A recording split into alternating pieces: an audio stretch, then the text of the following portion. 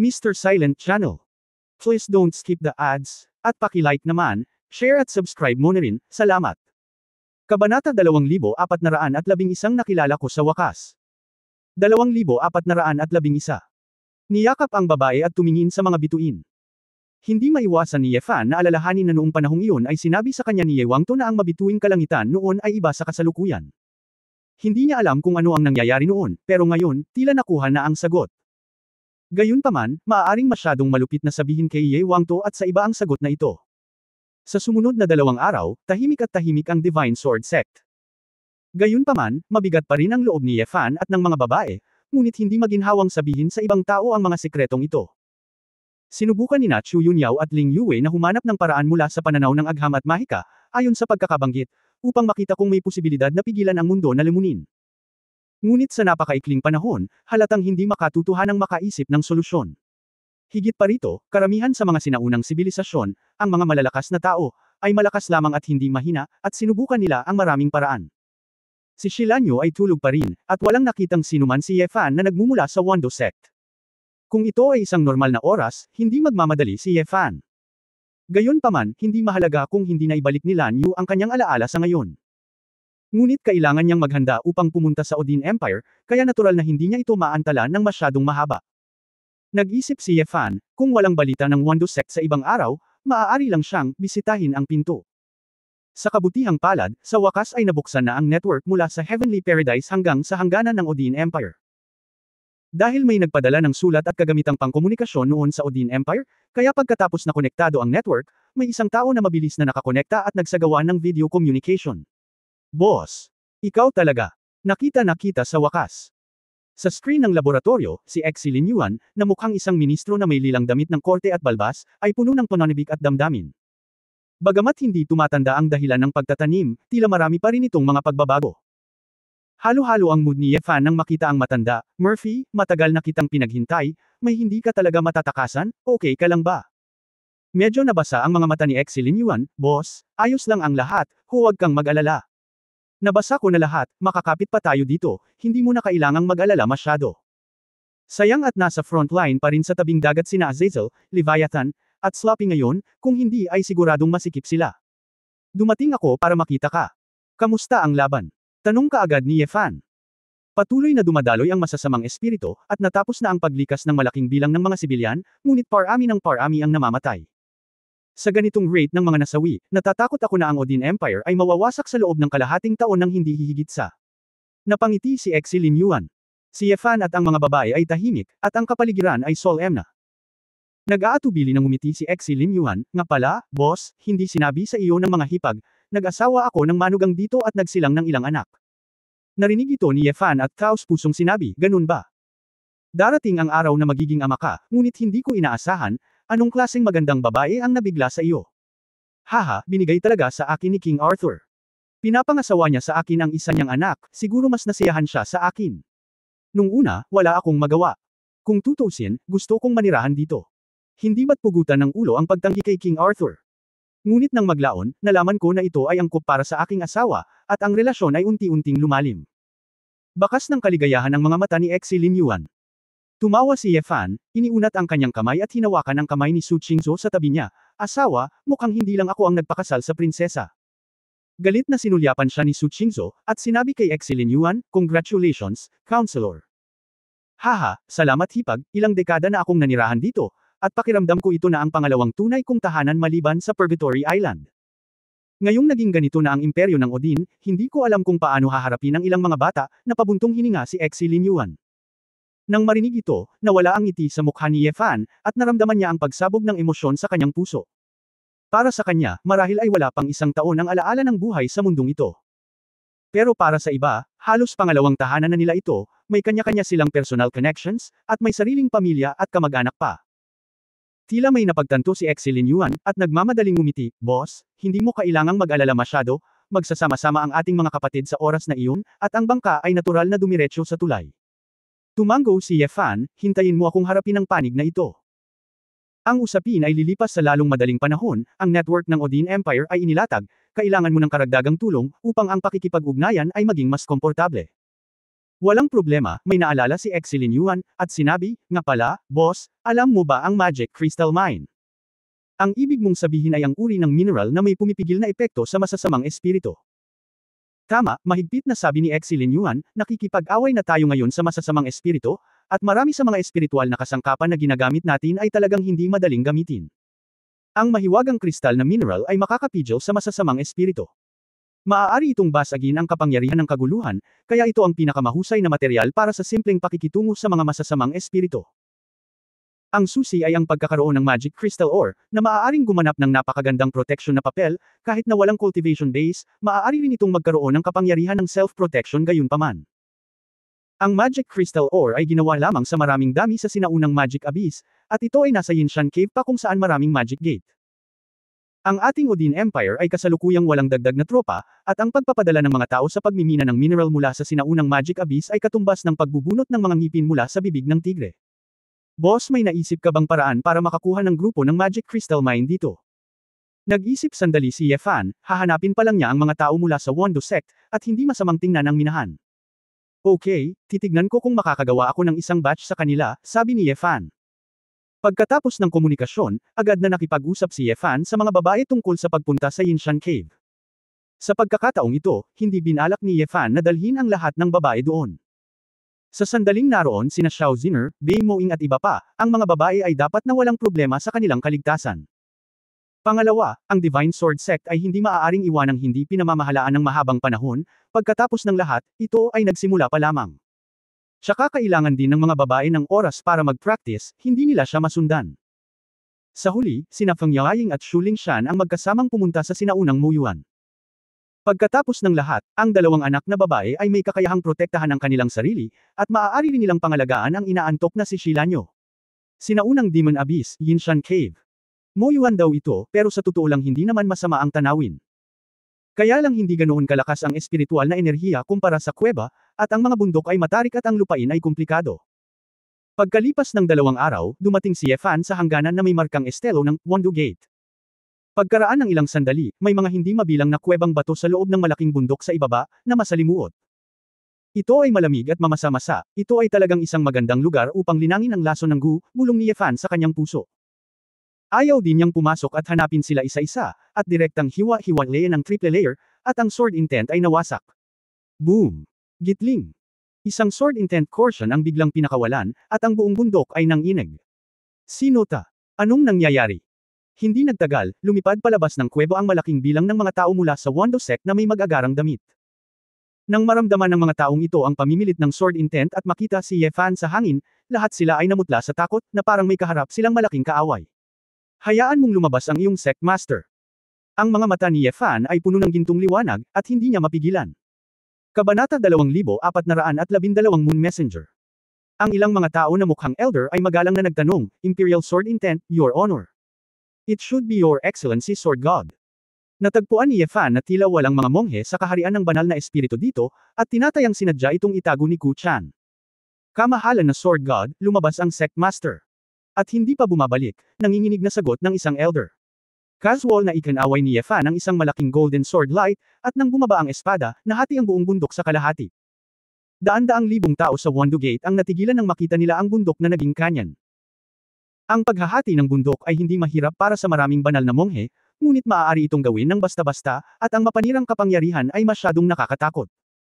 Itatanong ko ulit, nasaan si Ku Chin? Mataimtim na sabi ni Ye Fan. Ang lahat ng matatanda ay nababalot ng malamig na pawis, sa sobrang takot na magsalita. Ang iyong kamahalan ng Sword God. Huminahon ka. Isang pamilyar na boses ang dumating, si Elder na lang daw iyon. Nag-aalalang lumitaw si Rondo, iniyuko ang kanyang mga kamay at sinabing, paano kami maglakas loob na dayin ang inyong kamahalan na Sword God? Kaya lang umalis na ang sect master bago kami nakabalik mula sa mga guho, at hindi pa kami bumabalik. Dahil dito, wala tayong paraan para sabihin sa sect master. Hindi ko makontak ang Sword God Lord tungkol sa usapin ng banal na dalaga. May kaina-hinalang tanong ni Ye Fan, saan nagpunta si Ku Chin? Hindi ka magkukusa na hanapin siya. Mukhang napahiya si Elder Rondo, Sword God Your Excellency, pumunta ang may-ari ng pinto sa Magic Crystal Mine kung saan naroon si Ye Xiaomen. Ako.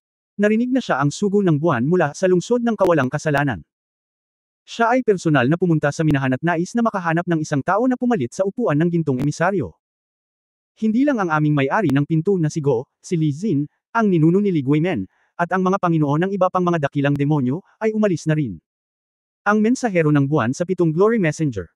Nag-isip si Ye Fan, tila talagang ayaw ng City of Innocence na paalisan ang mga minahan. Mukhang marami sa mga taong ito sa antas master ng sekta ay hindi pumunta sa mga sinaunang guho sa simula. Ang isa ay ang kanilang pag-aalala tungkol sa kanilang sariling sekta, at ang isa ay ang pagpili ng kanilang mga kahalili upang hindi nila makaligtaan ang lungsod ng kawalang kasalanan. Ang iyong kamahalan na Sword God, dahil ang City of Innocence ay may kontrol sa lugar na iyon ng pagmimina, nang walang pahintulot, hindi kami ng ahas na lumapit dito. Walang magawang sabi ni Rondo. Alam ni Ye Fan na ang taong ito ay hindi nang ahas na magsinungaling sa kanya, at sa wakas ay naunawaan niya kung bakit walang balita pagkatapos ng 3 araw na paghihintay. Walang sabi-sabi, pagkatapos magtanong tungkol sa lokasyon ng minahan, tumalikod siya at umalis. Ang minahan ay nasa hangganan ng Yinshan Cave, ngunit hindi nagtagal at dumating ito. Pagdating ko sa lugar na ito, naramdaman ko ang pamimilit ng ilang Holy Spirit at Holy Body Realm. Ang isang alon ng magulong pagbabago bago ng kapangyarihan ay nagmumula sa isang malaking bundok sa kanyang harapan. Tumingin si Ye Fan mula sa langit, napagtanto lamang na ito pala ay isang Holy Spirit Cultivator, nakikipaglaban sa isang Holy Body Cultivator sa isang hubad na platform.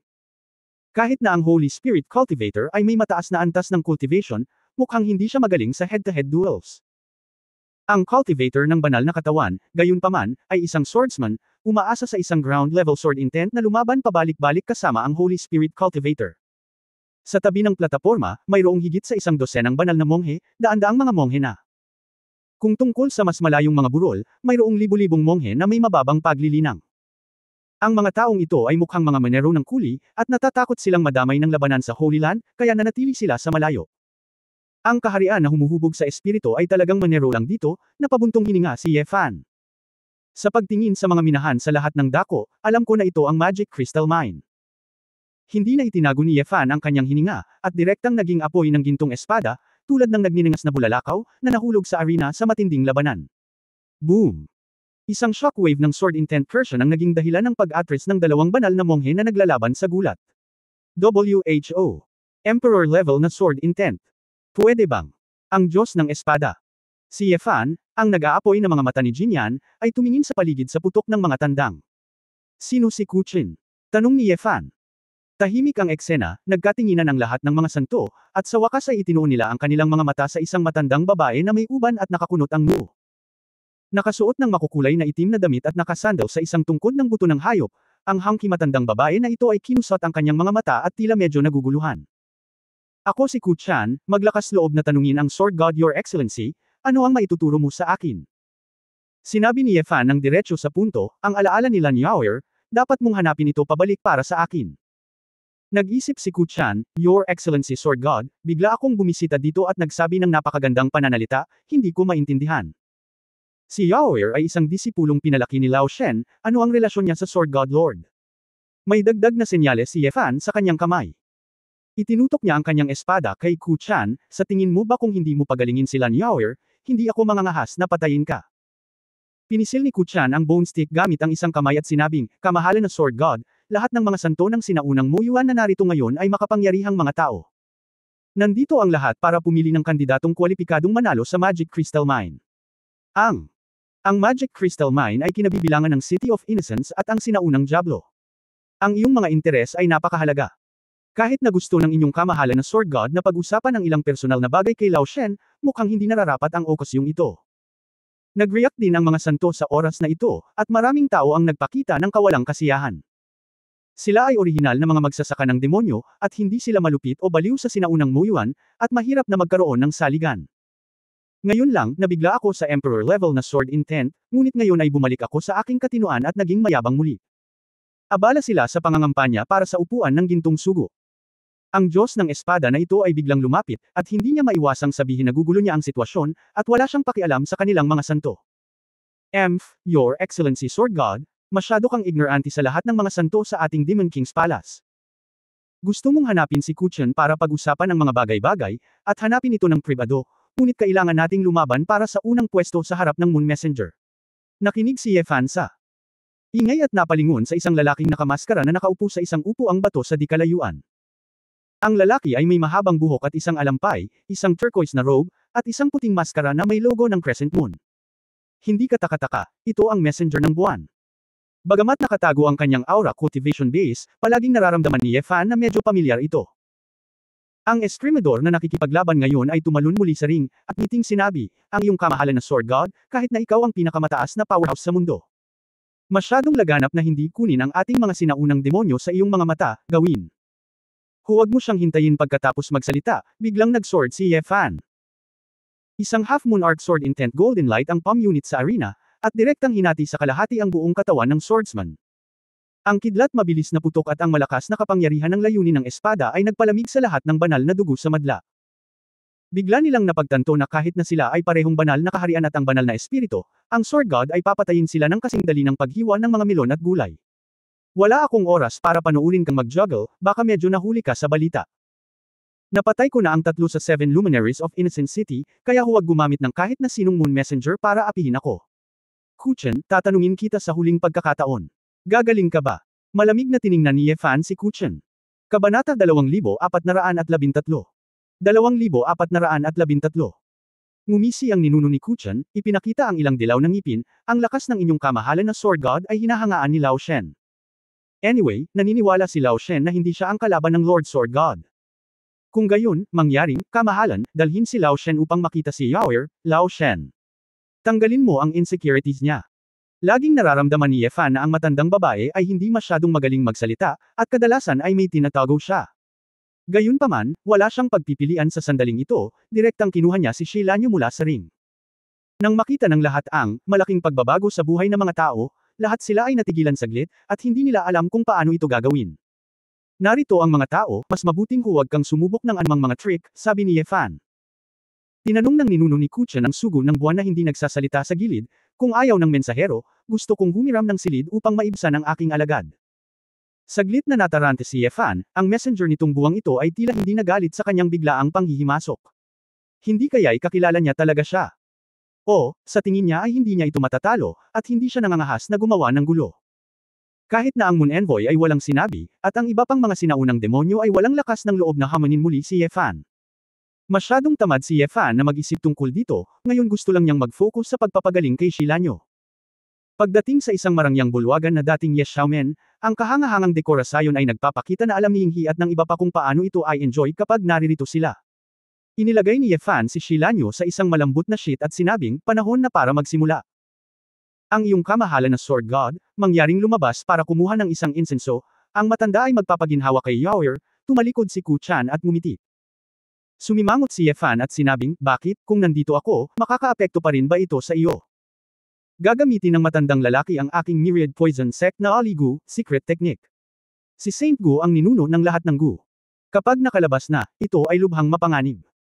Ang dahilan kung bakit hindi kayang lutisin ng Sword God Your Excellency ang Gu na ito, o napagtanto ang pagkakaroon nito, ay dahil ang Saint Gu ay iba sa ordinaryong Gu.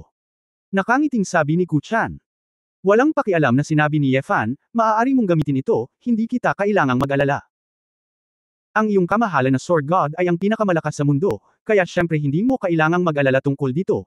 Ngunit, kung ang banal na guna ito ay nakakaramdam ng pagkakaroon ng mga tagalabas, ito ay malamang na maapektuhan at hindi direktang masaktan si Yaoer, pinaikit ni Kuchan ang kanyang sarili. Mata at sinabing, kamahalan na Sword God, gusto mo pa bang makipagsapalaran? Kanyang puso, gaano kasama itong banal na Gu? Hindi ako katapat ng inyong kamahalan na Sword God. Kung pipilitin ng inyong kamahalan na huwag lumabas, magagawa ko lang ang aking makakaya, mahinang sabi ni Kuchan. Nag-isip sandali si Yefan. Walang pagpipilian kundi mag-walk out ng may kaina-hinala. Ang iyong kamahalan, tandaan na huwag gamitin ang iyong espiritual na kahulugan upang makita ang sitwasyon sa bulwagan, kung hindi, ang santo ay maaapektuhan ng mga pagbabago sa pag-iisip, at ito ay makakasakit din sa kanyang buhay, babala ni Kuchan.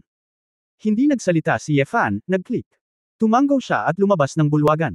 Gayunpaman, iningatan din ni Yefan ang kanyang paghahanda. Binuksan niya ang kanyang mobile phone at pinutol ang screen ng video surveillance, na siyang totoong eksena sa bulwagan. Bago lumabas, iniwan ni Yefan ang nano camera na dinisenyo ni Chu Yunyao. Sa frame ng pinto, kahit na ang pakiramdam ng kamalayan ay hindi maganda, ang pagsubaybay sa camera ay hindi magkakaroon ng anumang epekto. Tinitigan ng mabuti ni Yefan ang Kuchen sa larawan, at kasabay nito ay nag-iingat na huwag hayaang lumapit ang mga tagalabas. Ang bulwagan, ang ninuno ng Dahan-daang inunat ni Kuchen ang kanyang kamay. Hinaplos niya ang pisngi ni Shilan Yu. Hehe, aking mabuting alagad, matagal na kitang tinuturuan, ngunit talagang nag-aatubili ako. Maaaring nabuhay ka pa ng ilang taon, at gusto kong maghintay para sa iyo na linangin para sa aking guro. Upang maging mas pino. Sayang naman at may kinalaman ka sa lalaking iyon kaya wala kang magagawa bilang guro. Ngunit, hindi ito mabibilang na nakakapinsala sa iyo dahil sa iyong guro. Kung hindi dahil sa guro mo, malamang namatay ka na sa mundo noon. Ilang dekada ka nang naging santo, at minamahal ka ng libu-libong tao, kaya dapat kang makontento, ang ninununang. Sabi ni Kuchen, pinapatakbo ang paglilinang ng banal na espiritu, at dinurog ang tungkod ng buto sa kanyang kamay. Sa isang instant, sa loob ng bone staff, may itim na liwanag, na damaloy sa noo ni Kuchen. Ang ninuno ni Kuchen ay kinilig, sumunod na malapit, at isang multo ang lumabas sa kanyang katawan. Kung titingnang mabuti, ito ay sariling banal na espiritu ni Kuchen. Direktang bumagsak ang katawan ni Kuchen, ngunit ang kanyang banal na espiritu ang primordial spirit ay talagang parang isang tunay na sangkap, na may napakarilag na halos sa buong katawan niya. Nararamdaman ni Yefan kahit na nasa screen siya, ang banal na espiritong ito ay talagang parang nakakabighani at direktang nagpapagulo sa utak. Anong nangyayari? Malaki na ngayon ang mental power ni Yefan. Sa ganitong estado, sumulyap lang siya sa banal na espiritu, o nabalisa sa screen.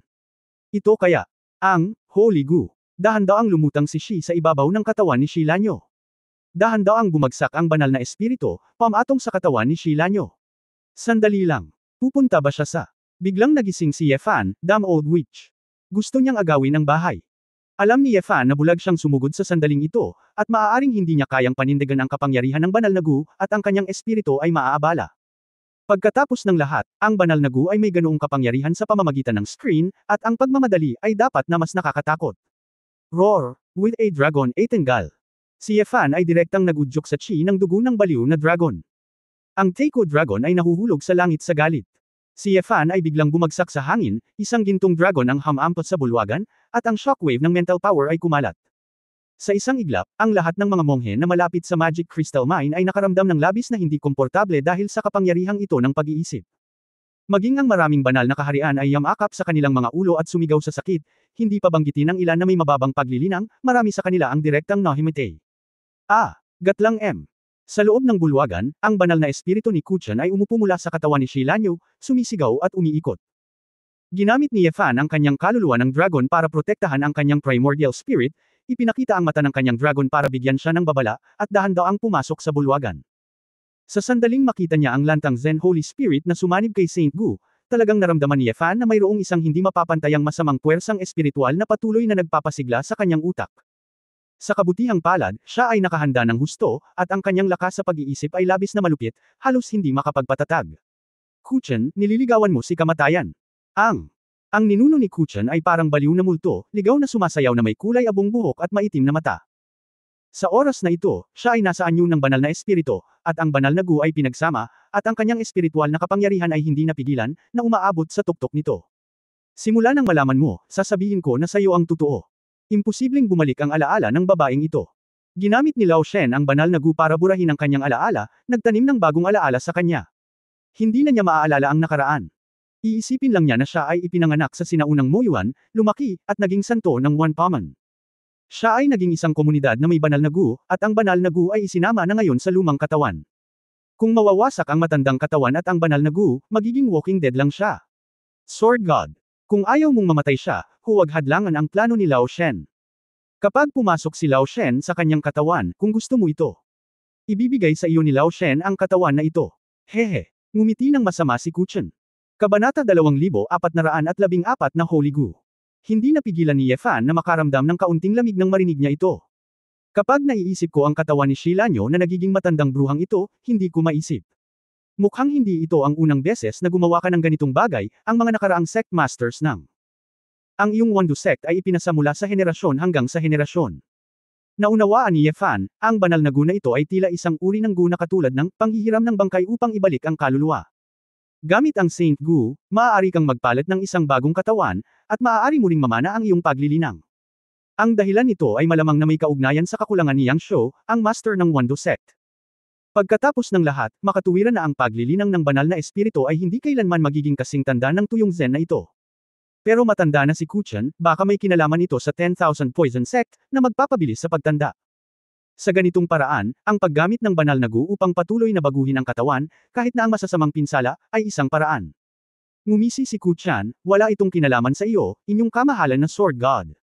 Dalawa lang ang pagpipilian mo ngayon, hayaang mamatay ang babaeng ito ng lubusan, o hayaan siyang maging isa sa lumang katawan. Sumimangot si Ye Fan, wala siyang masyadong alam tungkol sa mga diskarte ni Gu, at hindi niya alam kung ang pagpatay kay Ku Chan ay talagang magpapakamatay kay Shilanyo. Bagamat sa kanyang opinyon, ang Holy Gu ay hindi direktang nauugnay sa primordial spirit ni Shilanyo. Ngunit, hindi natatakot sa 10,000 kung sakali. Huwag kang makinig sa kanya. Biglang umupo si Shilanyo na may maputlang mukha. Dahil sa mental shock ngayon lang ay nagising ang dalaga mula sa koma. Ang iyong kamahalan na Sword God. May isa pang paraan. Agad namang nagtanong si Ye Fan, anong paraan? Bagamat hindi naaalala ni Shilanyo ang nangyari sa nakaraan, naiintindihan na niya ang sitwasyon sa sandaling ito, at sinabi ang bawat salita, patay na si Lantang Chan, buhay si Saint Gu. Gulong-gulo ang isip ni Ye Fan, at bigla siyang natauhan. Tumahimik ka. Taksil ka. Ku Chan. Sumisigaw, parang gusto niyang patayin si Shilanyo, ngunit nang maisip niyang hindi masisira ang katawan na ito, nagpigil siya. Tumawa si Shilanyo, ayoko, sinabi mo sa akin mula noong bata ako na ako ay isang natatanging Gu spirit body, at ako ay ipinanganak upang magsanay ng sining ng lason ng Gu.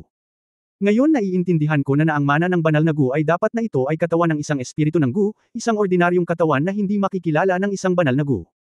Nilinang mo ako ng maingat, lumabas na hindi mo nais na ipasa sa akin ang posisyon, ngunit sakupin ang aking katawan. Dry Chan. Ilang dekada ka ng master, napakalason mo. Tumikim si Ku Chan, haha. Alam mo kung ano. Sa tingin mo ay tiyak na maliligtas ka ng Sword God na ito. Nawasak ang matanda kasama ang banal na Gu, hindi kita hahayaang magtagumpay. Sigaw, hinarap ni Ku Chan si Ye Fan at winagaway ang kanyang mga braso.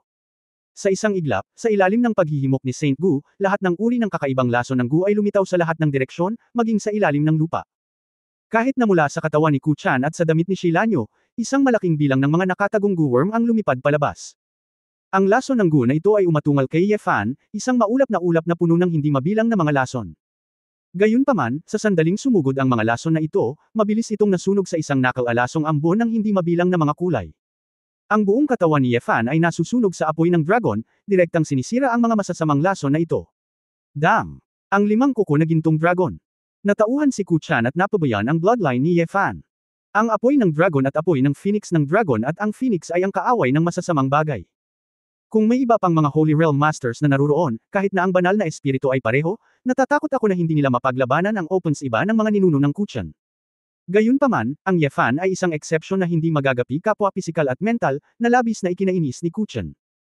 Kahit na hindi ka natatakot sa lason ng Gu, kung maglakas loob kang patayin ang matanda, ang babaeng ito ay kailangang ilibing kasama mo.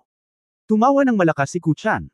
Tiningnan ni Ye Fan ang makulay na lantang Zen Holy Spirit at sinabing, girl, may paraan ba para maalis ang Holy Gu? Kinabahan din si Shilanyo sa sandaling iyon, at walang magawang umiling, wala akong masyadong alam tungkol sa banal na Gu. Napabuntong hininga si Ye Fan, oo, may kaugnayan si Saint Gu sa ganoong sekreto, paano sasabihin ni Ku Chan kay Shilanyo ang napakaraming impormasyon? Mabahong babae. Sinuportahan ka ni Lao Shen sa loob ng maraming taon, gusto mo bang maglakas loob na ipagkanulo si Lao Shen? Sisirain muna ni Lao Shen ang iyong primordial spirit at iiwan ang iyong katawan. Hindi natatakot si Ku Chan sa pag-atake sa kanya ni Ye Fan sa sandaling ito, dahil magkakaroon ng ilang mga alalahanin si Ye Fan at hindi siya mangangahas na sirain ang kanyang banal na espiritu ng direkta. Nakita ko ang hindi mabilang na itim na kulay abo ng mga kalansay na lumilipad palabas mula sa banal na espiritu ni Dry Chan at nagmamadaling patungo kay Shilanyo. Gamulong si Shilanyo at nagmamadaling umiwas. Ang kanyang Sacred Heart Cultivation Base, kahit na si Ku Chan ay nasa estado lamang ng banal na espiritu at walang pisikal na katawan, hindi siya mangangahas na lumaban kay Ku Chan. Umiwas si Ye Fan, niyakap si Shilanyo, at inilagay ito sa likod niya. Kasabay nito, sa isang kamay, isang pagsabog ng apoy ng dragon ang sumunog sa lahat ng mga kalansay na sumunod sa kanila. Sword God. Kung haad lang ka ulit, magpapakamatay si Lao Shen, at kakalag ka rin ang babaeng ito kasama niya. Galit na galit si Ku Chan kaya wala na siyang paraan para makabalik. Ang mukha ni Ye Fan ay lumulubog na parang tubig, at sinabi niya, kung gusto mong bumaba, hindi ko ito pipigilan, ngunit ang banal na Gu ay dapat manatili. Haha, Holy Gu, si Lao Shen lang ang nakakaalam kung paano ito gamitin, at si Lao Shen lang ang nakakaalam kung nasaan ito. Ang mabahong babaeng ito ay kalahating naiintindihan, gaano man kalakas ang espada ng iyong eskrimedor, hindi mo man lang masusubukang hanapin ang banal na Gu. Pagmamalaki ni Ku Chan. Hindi ko talaga maintindihan ang Gu art. Pero, nakikita ko lahat. Ang isa sa mga mata ni Yefan ay biglang sumambulat sa isang madilim na apoy ng mahika. Nakaon. Ang kanyang kanang braso, isang purgatoryong espadang demonyo ang pinakawalan. Kahit na pinalaya lang niya ang kapangyarihan ng isang braso, direktang naging sanhi ng pagkawala ng lakas ng lahat ng monghe sa kaharian ng Yeshaumen. Nanginginig ang isip nila. Nanginginig na tumingin sa direksyon ng bulwagan ng libu-libong tao at gustong malaman kung ano ang sitwasyon, ngunit walang nang ahas na lumapit. Pakiramdam ko, sa harap ng hiningang ito, hindi nila karapat-dapat na banggitin ang salitang, demonyo. Lalong nabigla si Kuchan nang makita niya ang Purgatory Sword Demon sa napakalapit na distansya, ito. Ito ay. Kahit sa anyo ng banal na espiritu, tila nakikita niya ang panginginig niya. Si Shilanyu lang, dahil nakita ko na ang Purgatory Sword na demonyo ni Yefan sa mga guho, at alam kong malayo ito sa limitasyon ni Yefan, sa pagkakataong ito'y napakalapit na nilanyo. Namumutla pa rin. Sa magic pupil ni Yefan, ang tuyong Zen sa kanyang harapan ay isa ng napakalinaw na katawan ng enerhiya. Ang mga makukulay na kulay ng banal na espiritu ay hindi makagambala sa paghatol ni Yefan sa oras na ito. Naiintindihan ko ang lason ng Gu, ngunit tingnan lamang ang kakanyahan ng direkta sa pamamagitan ng hindi pangkaraniwang bagay, at husgahan mula sa enerhiya. Mabilis na natagpuan ni Yefan ang itim na liwanag na patuloy na gumagala mula sa banal na espiritu. Banal na Gu. Mukhang takot sa pamimilit ng Purgatory Sword Demon, si Wu Guang ay umiiwas kung saan-saan, lubhang hindi mapakali. Hey! Ngumisi si Yefan, nagpahayag ng kakaibang masamang ngiti, na parabang ang Demon King ay pabirong nakatingin sa mga reptilya na hindi alam kung mabubuhay o mamamatay. Nahanap na kita. Ang kumikislap ang figure, biglang lumitaw si Yefan sa harap ng banal na espiritu, at ang mga kuko ng purgatorio ay tumusok sa banal na espiritu. Ah! Gitling! Si Kuchan ay sumigaw at sumigaw, ang kanyang katawan ay sinunog ng apoy ng purgatorio, at nawala kaagad. Tanging ang itim na ilaw sa mga kamay ni Yefan ang nakipaglaban at hindi nawasak. Ito rin ay dahil pinalakas ni Yefan ang kanyang control sa Purgatory Sword Demon, na magagawa lamang. Kung hindi, maaari siyang masunog sa lupa. Tiningnan ni Yefan ang itim na ilaw sa kanyang harapan gamit ang kanyang purgatoryong mga mata, ngunit hindi niya makita kung ano iyon. Ito ay parang isang napakakomplikadong pinagsama-samang enerhiya, na mukhang itim, ngunit sa katunayan mayroong hindi mabilang na mga kulay na pinaghalo, kaya sa kalaunan ay naging ganito ang kindat. Siguro, kaya tinawag itong, Holy Gu, kakaiba talaga. Ang iyong kamahalan na Sword God, bitawan mo ang banal na Gu, huwag mong saktan ito. Ito ang hari ng Gu. Si Shilanyu ay labis na nasa sabik, kahit na siya ay muntik ng mapatay ng banal na Gu, siya ay sabik na sabik. Hayaan mo na, hindi mahalaga. Nag-alinlangan si Yefan. Masiglang tumanggaw si Shilanyu, ayos lang, hindi ka masasaktan ng banal na Gu. Hindi ako nito masasaktan. Katawan ako ng isang espiritu ng Gu. Well, mahal mo talaga ang Gu poison, walang nagbago. Pinigilan ni Yefan ang Purgatory Sword Demon, at sa sandaling bumitaw siya, si Wu Guang ay nagmamadaling lumipad sa mga kilay ni Shilanyu at nawala. Chapter 2415 Mas mabuting huwag na lang magtanong. Matapos manginig si Shilanyu saglit, dahan-dahan siyang bumagsak sa lupa. Pinigilan ni Yefan ang panggigipit at pumunta sa gilid ng babae, Xiaoyu, ano ang nararamdaman mo? Pagkaraan ng ilang sandali, dahan-daang itinaas ni Shilanyu ang kanyang ulo, na may matubig na mga mata na may pulang mata. Kuya Yefan. Tumayo si Shilanyu at ibinagsak ang sarili sa mga bisig ni Yefan, mahigpit na hinawakan ng dalawang kamay ang leeg ng lalaki. Naalala ko. Malumanay nang umiti si Yefan at niyakap ang babae, mukhang ang banal na Gu ang susi, at ang iyong alaala ay selyado sa loob. Humikbi si Shilanyu, Kuya Yefan, paano ka napunta sa mundong ito, ano ang nangyayari? Nabawi ni Shilanyu ang kanyang alaala, at natural na nagsimulang magtaka kung ano ang naranasan ni Yefan. Well, mahabang kwento iyon, nakangiting sabi ni Yefan. Lumabas din sa ring sina Shulingshan at Feng Yaoying sa oras na ito, at lubos silang natuwa nang makita nilang nanimbalik ang alaala ni Lanyu. Si Shilanyu ay labis ding nasasabik na makita ang dalawang magkapatid, na magkayakap sa isa't isa sa unang pagkakataon sa mga dekada. Xiaoyu, maaari mong ibalik ang iyong memorya. Nagmamadali kami sa ring ngayon, at hindi madaling lumabas para mang-istorbo. Si Shulingshan ay may espesyal na pakikipagkaibigan kay Shilanyu sa sinaunang daigdig ng engkanto noon, kaya natural na labis siyang nag-aalala. Sister Shanshan, dinala ako ng kutsa na iyon sa sinaunang Moyuan noon, at nahiwalay kay Sister Yunyao. Sisihin mo ang matandang bruhang si Kuchan, kung hindi ay matagal na tayong nagkita muli. Si Shilanyu ay labis na naguguluhan. Hindi naman masyadong masama, kahit papaano ay walang panganib, ang Saint Gu ay mukhang napakalakas, sabi ni Yefan. Nang marinig ito ni Shilanyu, agad siyang natuwa, sa katunayan, itong Saint Gu ay tila ang hari ng myriad gods na naipasa mula sa henerasyon hanggang sa henerasyon at patuloy na pinalakas. Kaya niyang utusan ng mga lason ng mundo. Ang kakayahan ni Gu ay lubhang mahiwaga. Kung mabisa mo itong mabisa, tiyak na matutulungan mo si Brother Yefan. Sa hinaharap, kung sino man ang maglakas loob na sumuway, sasaktan ko sila at pahihirapan hanggang kamatayan. Kung wala kang cultivation base, kalokohan ang magkaroon ng banal na gu. Tinapik ni Yefan ang ulo ng babae, tingnan mo ang lantang Zen, hindi ba pinatay kita kahit na mayroon kang banal na gu? Ngumisi si Shilanyo. Isa kang sword god, kaya mong hampasin ang mas mahina. Pagkatapos magsalita, tumingin si Shilanyo sa lalaki at mahinang sinabi, Brother Yefan, parang ngayon ka lang. Same, bigyan mo ako ng tapik sa ulo, okay. Namimiss ko ang pakiramdam na pinapalo mo ako ng sobra. Hindi napigilan ni Yefan na matawa, baliw ka ba, babae? Maadat ka ba sa pagkatok sa iyong ulo? Ilang dekada na ang nakalipas, namiss ka ng mga tao, naagrabyado na sabi ni Shilanyo. Nag-aatubili si Yefan na ituloy ang pagpalo, hinawakan ang mukha ng babae at hinalikan siya sa ulo ng ilang beses. Pagkarating sa Hongwang, ikaw na. Ang babaeng ito ay nagpapanatili sa akin na nakabitin sa aking puso, at ngayon ako ay sa wakas ay komportable na. Ngumiti si Shilanyo at niyakap si Yefan, ayaw bumitaw. Napabuntong hininga si Yefan, tila kahit 100 taong gulang na si Lan Yu, ito pa rin ang ugali ng batang ito.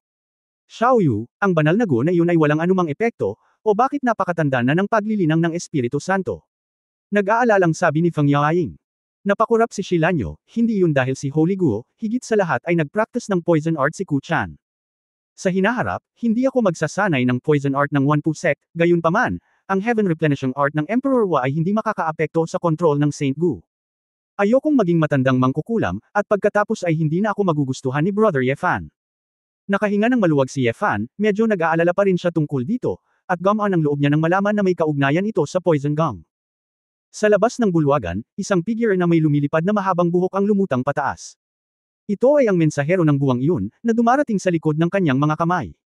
Hindi naman naantala ang iyong malaking reunion, di ba? Ang mapaglarong tumawa si Moon Envoy. Nang marinig ni Yefan ang boses na ito, hindi napigilan ni Yefan na matigilan. Itong boses. Ikaw ba yan? Sword God Tik, Hao Shan. Isang mapayapang dojo na sementado ng bluestone. Si Su Qingzhou, na nakasuot ng mahabang palda ng light blue na gauze, ay parang isang fairy limbo, na nakabitin sa hangin. Sa harap ng babae, 2 black and white celestial books ang nilagyan ng singsing, na nakapalibot sa babae. Ang itim at puti na enerhiya ay magkakaugnay sa asul na yelo na misteryosong kapangyarihan, tulad ng isang panaginip. Sumimangot si Su Qingzhou, at habang patuloy na tumatakbo ang aklat ng langit, bumuhos ang malamig na pawis sa kanyang noo. Sa wakas, napunta si Su Qingzhou sa bluestone na lupa, nang hina ang kanyang mga binti, at halos mawalan siya ng paa. Ang 2 makalangit na libro ay lumipad pabalik sa katawan ni Su Qingzhou at nawala. Xiaoshuo, sinusubukan mong maging matapang muli, hindi mo ba kayang hintayin ang iyong paglilinang na makapasok sa banal na kaharian bago magsagawa ng Tianyan arithmetic? Lumitaw si Ling Yue sa likuran sa oras na ito, at hindi siya nang ahas na istorbohin siya ngayon.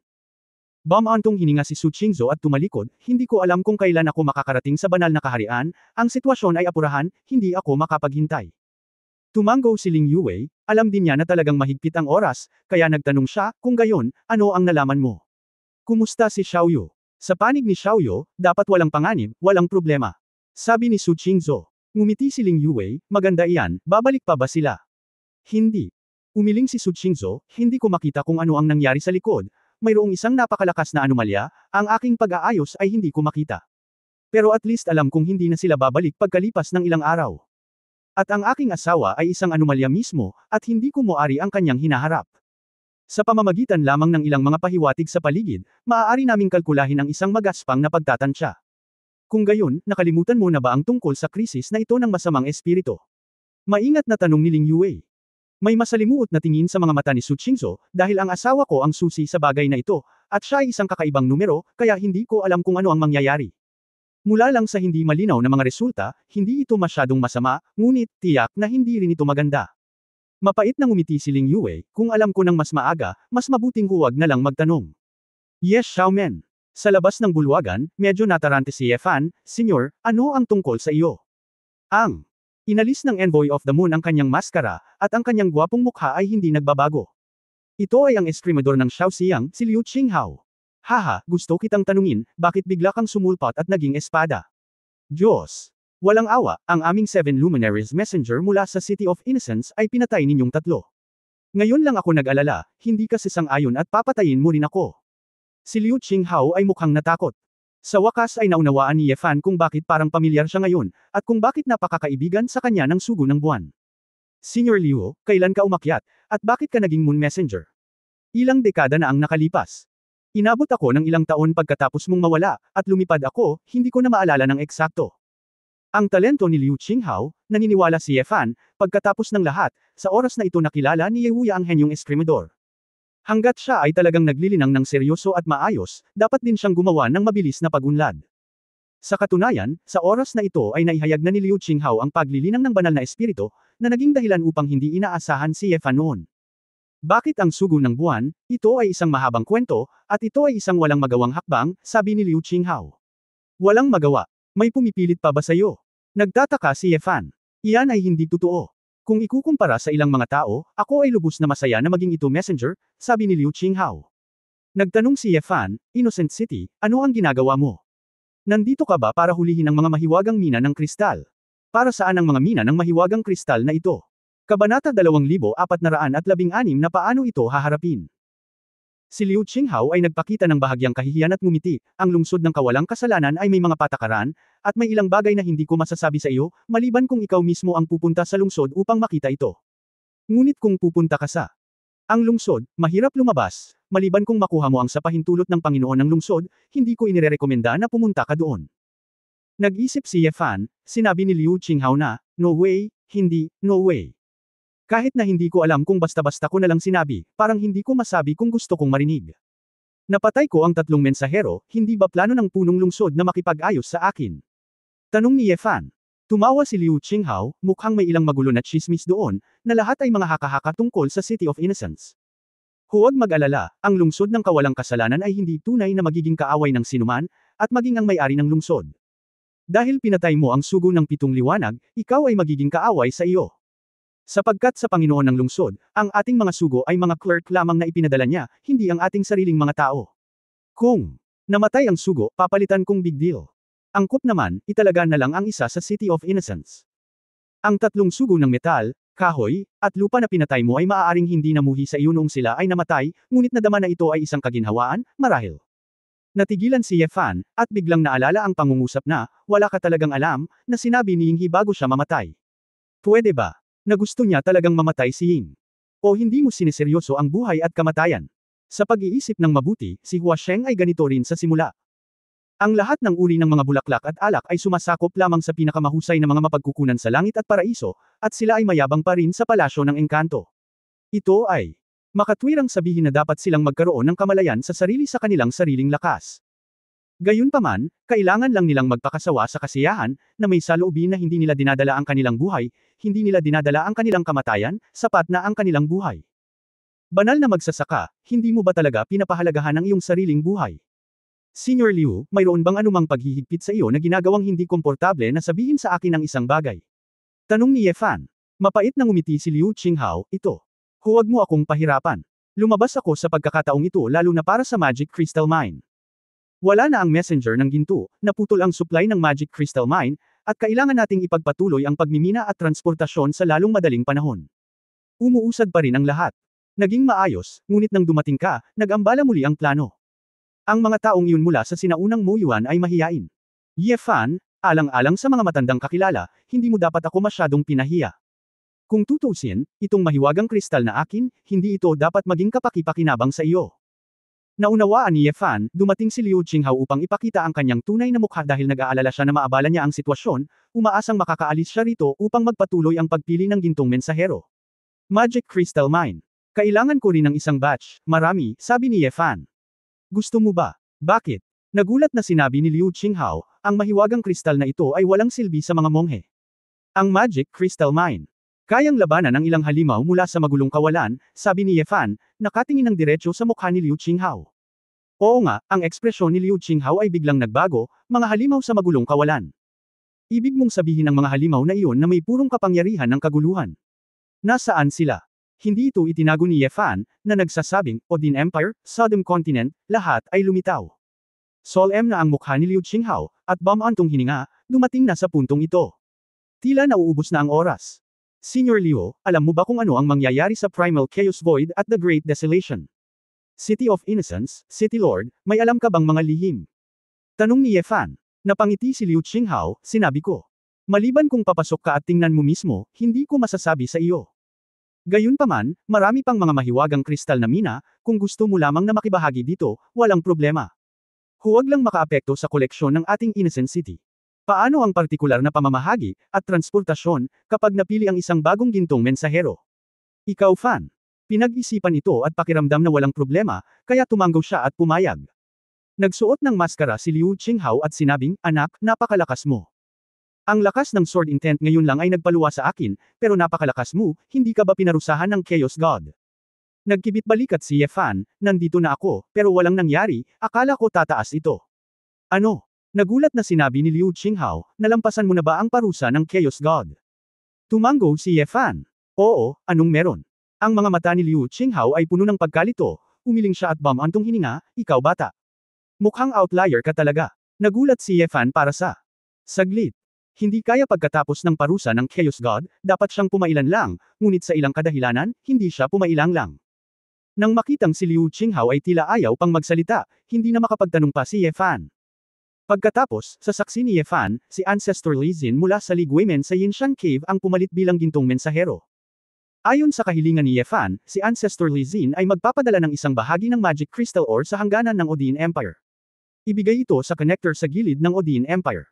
Nang matapos ni Liu Qinghao ang pagharap dito, nagpaalam siya kay Ye Fan at bumalik sa kanyang buhay. Sa isang magmadali, palaging kakaiba ang nararamdaman ni Ye Fan sa kanyang puso. Sa daan pabalik sa Excalibur Sect, tatlo ang bawat babae ay nag-iisip din na ito ay kamanghamanghang. Asawa, itong senior na si Liu, na dating napakagwapo, bakit ngayon ay nakakunot ang noo niya? Sabi ni Feng Yaoying. Sino ang nagsabing hindi?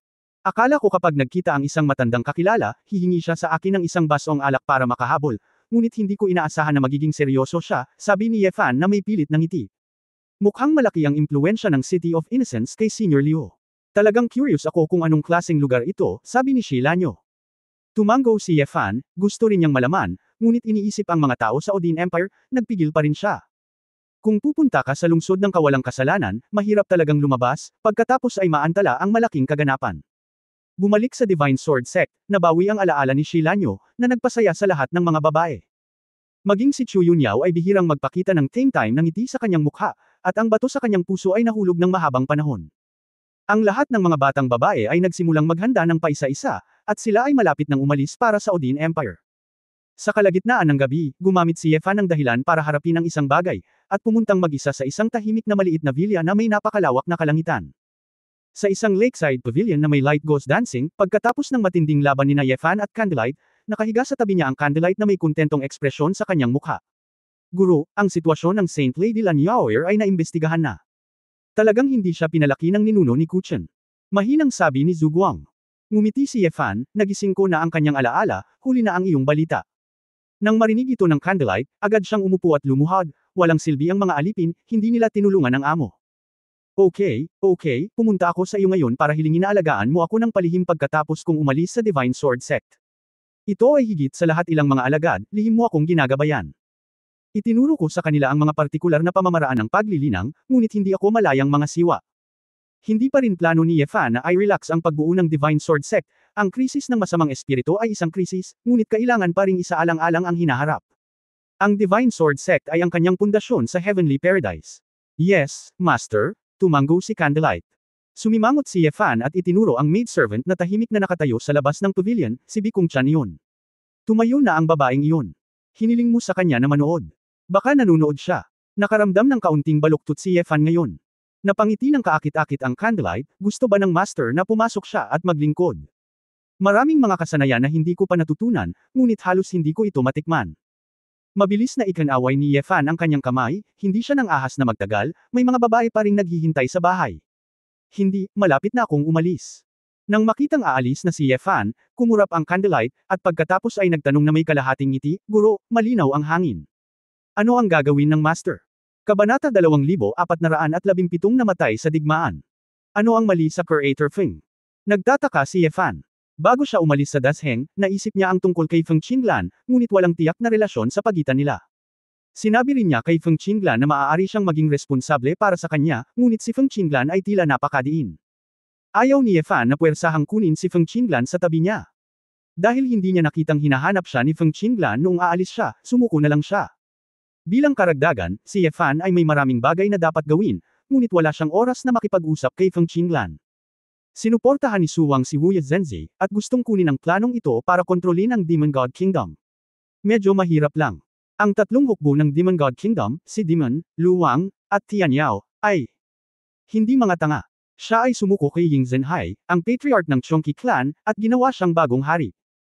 Si Ying Zhenhai ay inaapi noon ng maulap na gabi at buwan, ngunit ngayon ay naging hari na siya sa wakas, at tila nagpigil siya ng matinding galit. Mas gusto ng kanyang karakter na gumanap na brutal, ganap na naiiba sa pagsasabuatan at pagkalkula ni Wu Yehaoyo. Ang opisyal na sinalakay ng Demon God Kingdom ang Dark Moon City habang walang laman ang pamilyang Ye. Nabalitaan ko na napakabigat ng mga nasawi. Nagsimula na ang digmaan sa pagitan ni Dasheng at ng Demon God Kingdom. Opisyal na itong nagsimula. Sumimangot si Ye Fan, ang Demon God Kingdom ay namatay lamang sa isang malabo na gabi, at mukhang hindi ito nakakasira sa sigla. Napakabata pa ni Wu Zhenzi, talagang mahirap maging isang malaking responsibilidad. Gayunpaman, ang bagay na ito ay sumusunod sa Wind Creator. Ano ang mahalaga? Ang Dark Moon City ay kulang sa mga bantay. Bagamat ang mga monghe sa banal na kaharian ay hindi nang ahas na kumilos ng padalos-dalos, maraming monghe ang pumunta rito. Nagkusa si Feng Qinglan na tanungin si Ying sa pagkakataong ito, at bumalik sa hukbo. Siya kung tutusin, siya ang reyna ng dugo ng dragon at may maraming karanasan sa larangan ng digmaan, kaya syempre inaprubahan ito ni Su Wang. Sabi ng Candlelight na may mapaglarong ngiti, Guru, iyon ang hukbo ng Demon God Kingdom na pumapatay ng mga tao nang hindi kumukurap. Magiging delikado ba si Feng Qinglan? Tumibok ang puso ni Ye Fan, hindi ba't huminto siya sa hukbo ng higit sa 10 taon, bakit siya bumalik sa hukbo ng walang dahilan? Kulang si Dasheng ng isang babae para maging isang general. Ang pamilya ng alipin na ito ay hindi masyadong malinaw. Ibinaba ng kandila ang kanyang mga mata. Nalaman ni Ye Fan na hindi niya talaga kayang umupo at huwag pansinin ito at nag-aalala tungkol kay Feng Qinglan. The Goddamn Demon Kingdom, hindi talaga ako makapili ng oras, wala akong oras para pumunta sa Demon God Country ngayon. Naiinis si Ye Fan. Sabi ng Candlelight, Guro, kahit na isa kang sword god, mahirap pa ring pigilan ang dalawang bansa na magdigma. Kahit na mapatay si Ying Zhenhai, may iba pa ring magiging hari. Napakaraming tao sa Demon God Kingdom, at ang tatlong hukbo ay dumami. Milyon-milyon. Sa isang full-scale war, kahit na gusto silang patayin ng amo, hindi niya malalaman kung kailan. Kapag dumating ang oras na iyon, ang angkan ng demonyo ng Demon God Kingdom ay talagang maiirita. Kung hindi nila kayang harapin ang amo, ilalabas din nila ang galit nila sa mga sibilyan. Nakasimangot si Ye Fan, kung gayon, ano ang sasabihin mo? Kung gusto ng master na protektahan si Feng Qinglan, mas mabuting protektahan siya ng palihim. Siguradong lalaban ang laban na ito, huwag lang masaktan ang babaeng gusto ng amo. Candlelight he pursed his lips and smiled. Pinilit ni Ye Fan ang kanyang dila, hindi ko pa nararating ang ganoong uri ng relasyon kay Elder Feng. Ang pamilya ng alipin ay hindi nagsabi kung ano ang relasyon, gumawa lamang ng isang mungkahi, sabi ng Candlelight. Napabuntong hininga si Ye Fan. Tila nagawa niyang protektahan si Feng Qinglan at bigyan siya ng katiyakan. Tanging kandila lang talaga ang nasa harapan niya. Sa kasong ito, maaari kang pumunta sa Dark Moon City at protektahan siya ng palihim. Sa panig ng Divine Sword Sect, hihilingin ko sa iba na alagaan siya. Nag-isip si Ye Fan, nagkataon lang na maganda ang relasyon niya kina Senying at Breton, at pagkatapos ay hayaan silang mag-alaga sa kanya. Isang kislap ng kagalakan ang sumilay sa mga mata ni Candlelight, oo, Guro, dapat subukan ng pamilyang alipin ang kanilang makakaya upang protektahan si Feng Qinglan. Bakit parang nasasabik ka, huwag kang gagawa ng anumang espesyal na pandaraya, kainahinala si Ye Fan, naramdaman niyang kakaiba ang liwanag ng kandila, at tila pinlano na niya ito sa simula pa lang. Nahihiyang sinabi ng Candlelight, masaya lang ang pamilya ng alipin, handang ibigay ng amo ang ganoong mahalagang gawain sa pamilya ng alipin. Alam ni Ye Fan at hindi siya maaaring magtanong ng anuman, gayunpaman, hanggat kaya niyang protektahan si Feng Qinglan, hindi niya makokontrol ang natitira sa ngayon. Nang lumakad palabas ng Hoxton Pavilion, si Bikung Chan, na nakasuot ng pulang tul na palda, ay sumaludo kay Yingying, ipadala sa iyong kamahalan na Sword God. Matapos masanay sa liwanag ng kandila sa mahabang panahon, ang kanyang tono ng boses, ang kanyang kilos, at ang kanyang kilos, ay naging parang isang kaakit-akit na batang babae. Hindi man lang ito makilala ni Ye Fan, ito ang mayabang na maliit na paminta sa Xuanyuan Sanying mula noon. Umiling sa hindi makapaniwala, umalis si Ye Fan para bumalik sa Divine Sword Sect. Bumalik sa Sword God Peak, umupo si Ye Fan sa bulwagan, kinuha ang kanyang mobile phone, at binasa ang balita ng Great Expedition. Oo nga, nakita ko na higit sa 100 lungsod malapit sa Dark Moon City sa Timog Silangan ay nakikipagpalitan ng apoy sa Demon God Kingdom. Asawa, nanunood ka rin ba ng digmaan? Si Su Qingzhou at ang iba pang mga babae ay lumabas sa likod na silid. Tumango si Ye Fan, oo, ngayon ko lang nakita. Hindi ko inaasahan na mapayapa ang Dasheng at Wilderness, pero nakipag-away sila sa Demon God Kingdom. Kanina lang din namin pinag-uusapan ang bagay na ito. Buti na lang, sa pagkakataong ito ay binabantayan namin ang misyon at huwag nang bumalik sa Zenbei Army. Ligtas ang mga magulang at ang iba pa, sabi ni Su Qingzhou. Asawa, maraming komento sa internet ang nagtatanong kung bakit hindi pinipigilan ng Sword God ang digmaan at tinuturuan ng leksyon ang Demon God Kingdom. Maraming tao ang nagsasalita ng masama tungkol sa iyo sa internet. Galit na sinabi ni Nayan Rujao, malinaw na sinisiyasat ng iyong asawa ang isang mas mapanganib na krisi sa masamang espiritu, at ang pangkalahatang sitwasyon ang pinakamahalagang bagay, at wala silang naiintindihan. Haha, kung gusto mong sisihin si Yunyao, gumawa ka na naman ng internet. Tapos ngayon, ipinanganak din ang internet trolls. Ngumiti si Ye Fan nang walang pakialam. Tiningnan ni Su Qingzhou ang lalaki na may malamig na tingin, at sinabi, nakita ko ang balita na si Elder Feng Qinglan ay muling nagsuot ng kanyang damit at pumunta sa frontline. Asawa, nasa panganib ba si Elder Feng? Kung may emergency, mahihirapan ka ba? Pagkatapos ng lahat, iyon ang babaeng pinili mo, ang babaeng magtataglay ng lahi ng pamilyang Shenlong. Ikanaway ni Ye Fan ang kanyang kamay, asawa, ang pinakamahalagang bagay ngayon ay ang masamang espiritu, at ang hangin ay malinaw, wala akong pusong pakialaman ito. Tsaka ang dami kong pinagkakatiwalaan sa'yo, nahihiya na ako, sobrang satisfied talaga. Husband, niyakap ni Nayan Rujao ang braso ng lalaki. Masaya. Pinag-cruise ang kabilang braso, Ate Jillian, napakasama mo, palagi kang kumikilos na parang spoiled na bata sa harap ng iyong mga kapatid, gusto ko rin.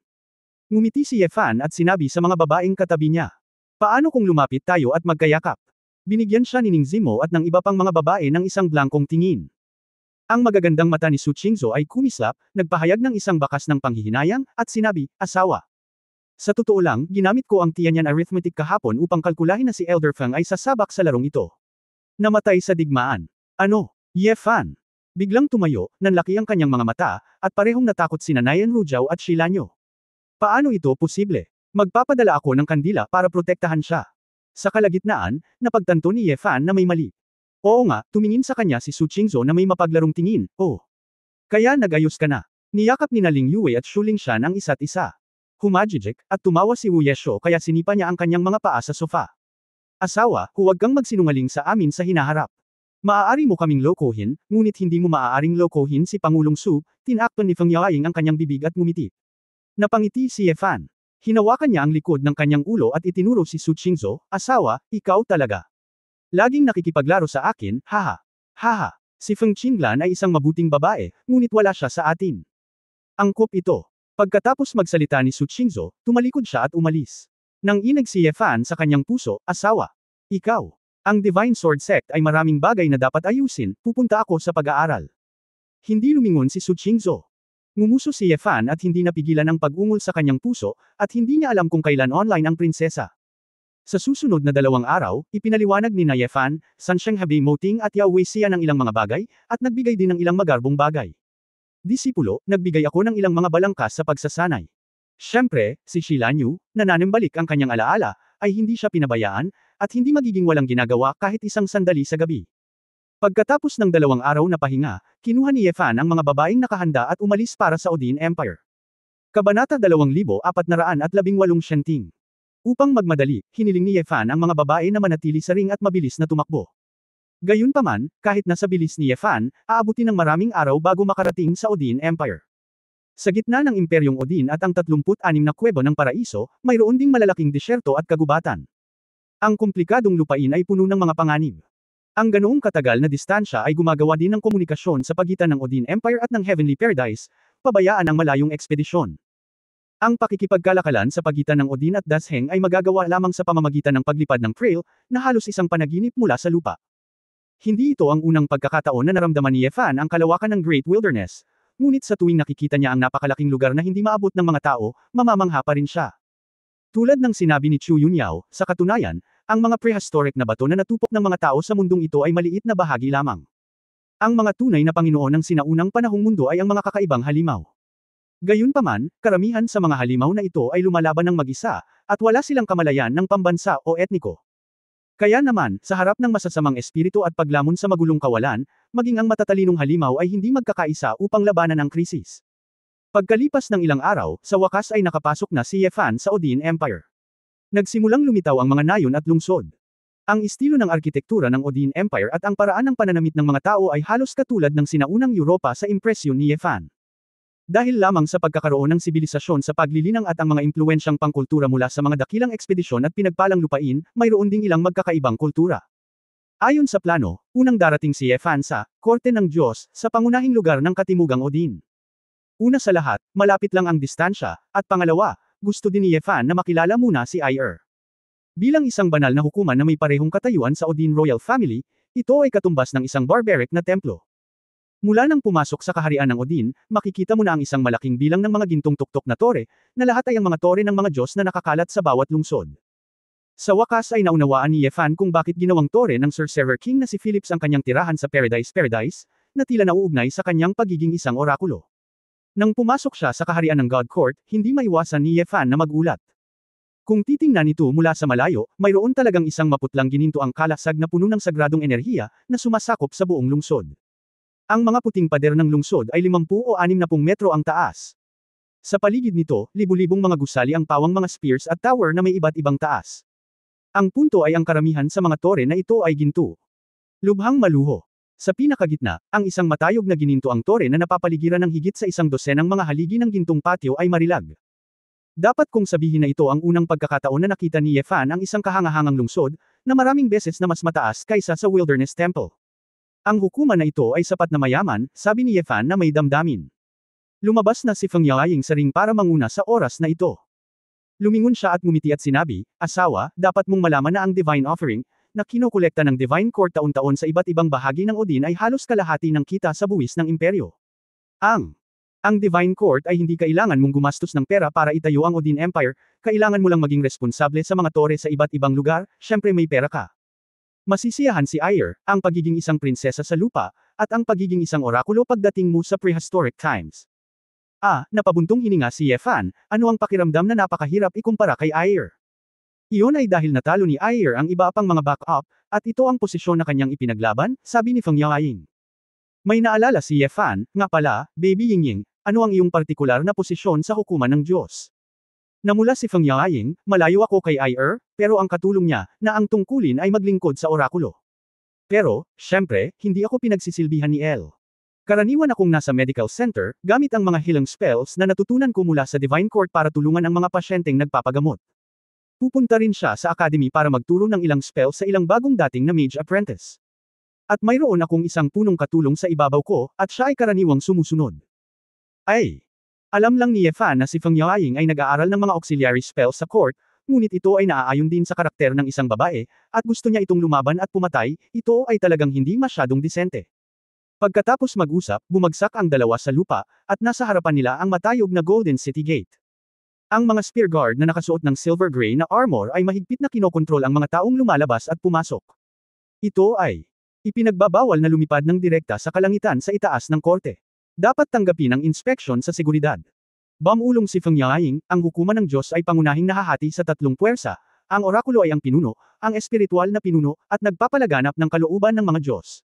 Nasa ibaba ang mage at ang knights, magkaparehas ang dalawang puwersang ito.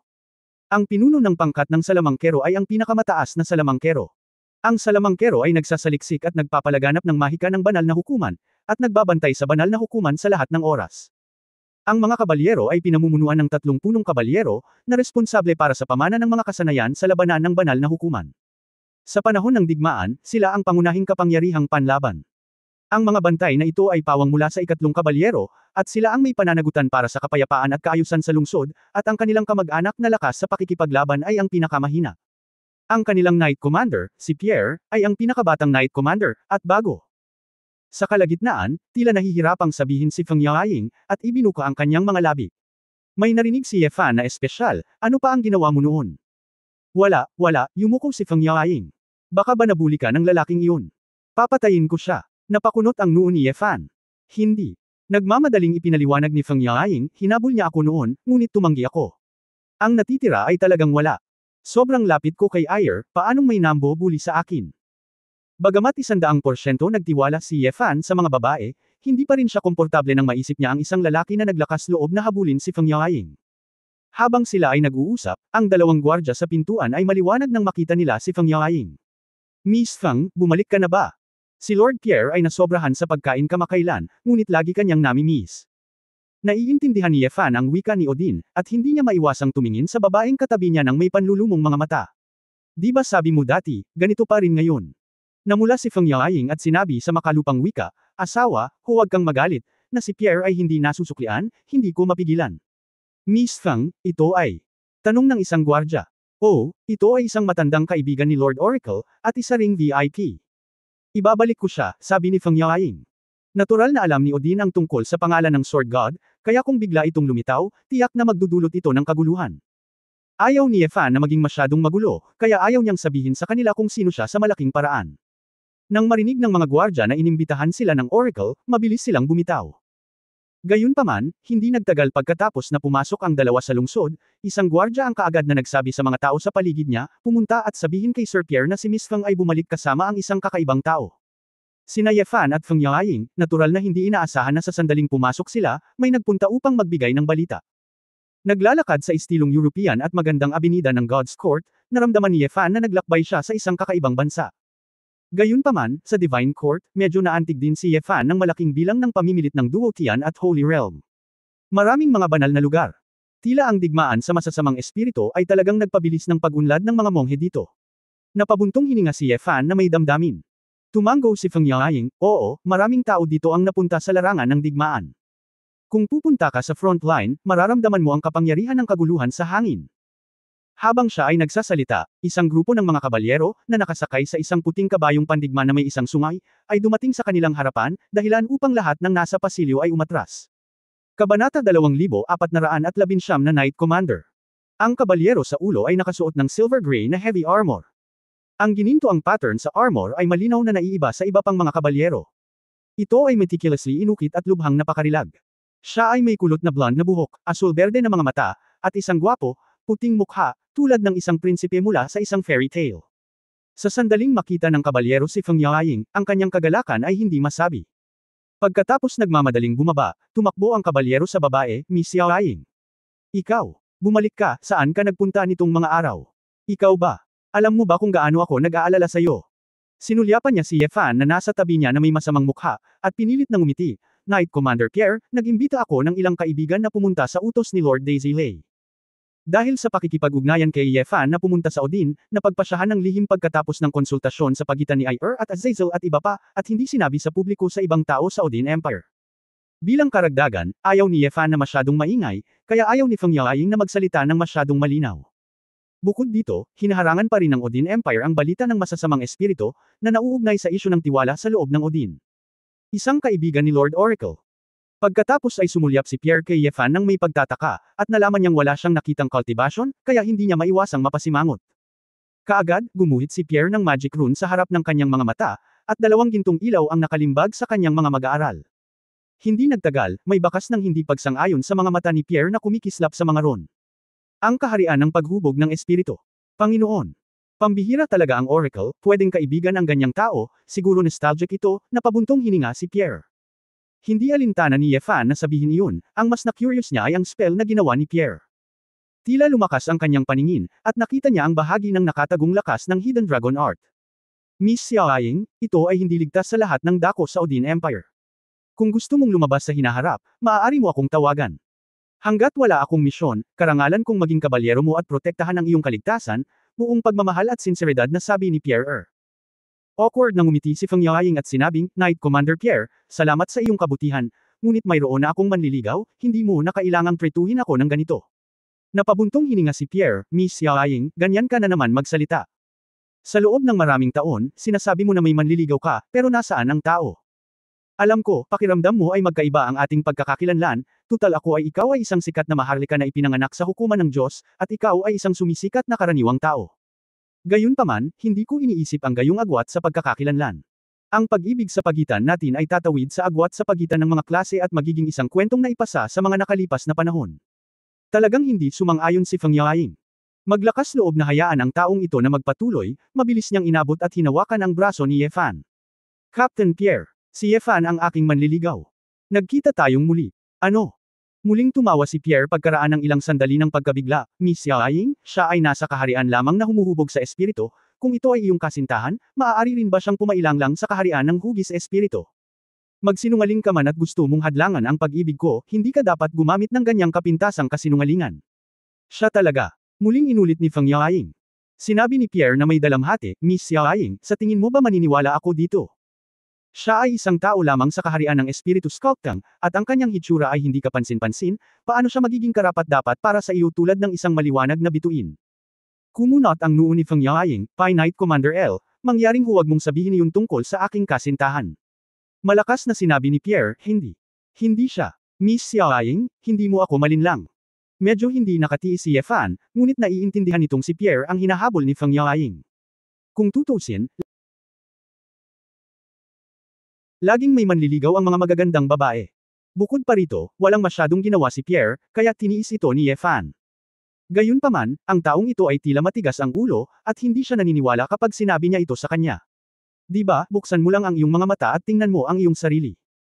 Si Ye Fan ay masyadong tamad na magsalita ng walang kaparirikan, kaya diretsyo niyang inakbayan si Feng Yaoying, inabot ang kamay upang hawakan ang maselang mukha ng babae, at nagbigay ng isang mahaba, mapusok na halik.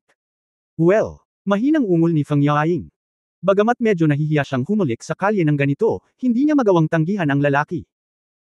Galit na umungol si Pierre, diretsyong binunot ang mahabang espada mula sa kanyang baywang. Nilapastangan mo ang aking diyosa. Gusto kitang labanan.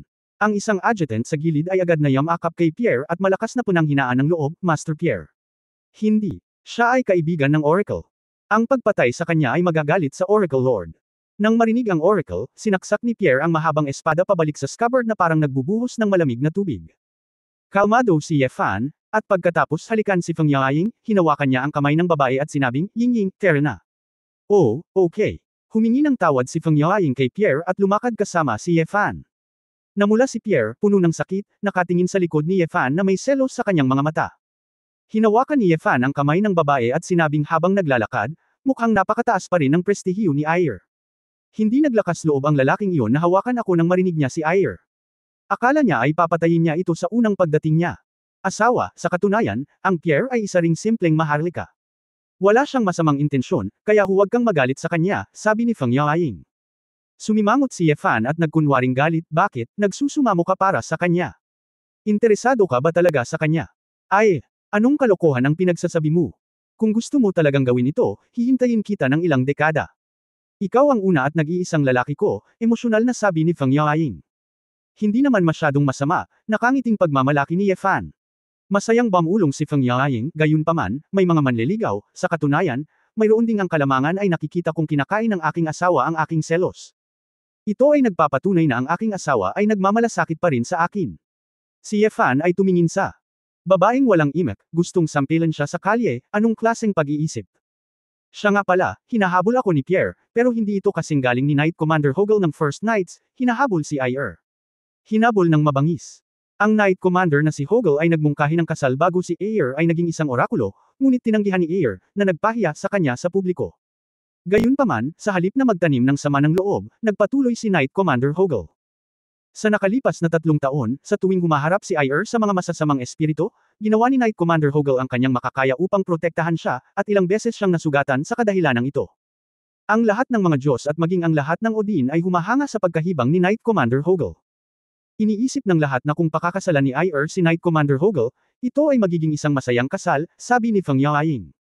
Mukhang hindi komportable si Ye Fan, ang Knight Commander ba ng God Court na ito ay gusto lang pumili ng mga babae. Lahat sila tinanggihan siya, what the hell? Hindi ba't trabaho niya ang protektahan ng Oracle? Ano ang sobrang infatuated? Napakunot noo si Feng Yaoying kay Aman, asawa, sabi ko Ayer, bakit ka excited? Babae mo rin ba si Elle? May magandang lalaki siyang humahabol sa kanya. Masyado ka bang malungkot? Ako, nawala nang masabi si Ye Fan, at sinabi ni Naughty, ako at si Ayer. Ang pagkakaibigang iyon sa buhay at kamatayan, hindi bababa sa hindi sila ordinaryong magkaibigan. Siyempre may pakialam ako kung anong klaseng lalaki ang kasama niya. Ho ho ho ho. Hindi talaga. Hogel. Hindi mahalaga. Hindi ito isang magandang bagay pa rin. Hindi napigilan ni Feng Yaoying na matawa, ngunit umiling siya na may walang magawang ngiti. Hanggang sa higanting tore sa gitna ng court, dinala ni Feng Yaoying si Ye Fan sa opisina ng punong assistant officer.